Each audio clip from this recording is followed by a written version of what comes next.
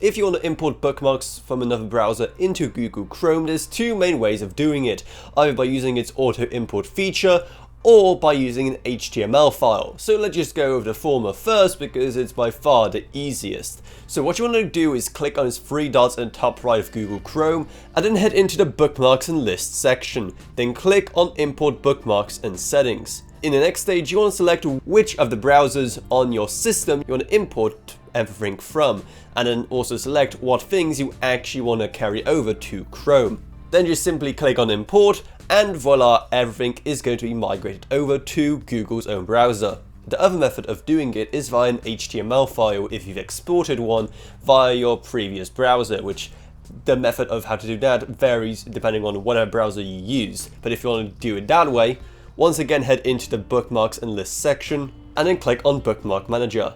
Then click on the three dots button to the right of the Search Bookmarks field and select Import Bookmarks.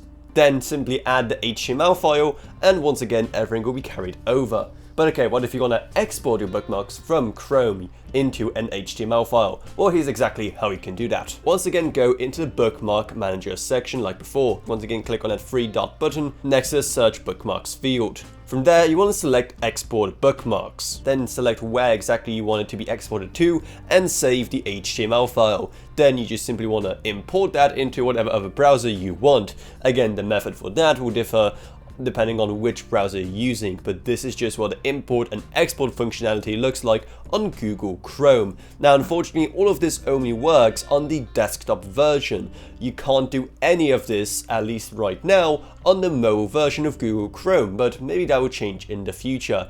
So if you found this video helpful, maybe subscribe to How to Authority for more like this in the future.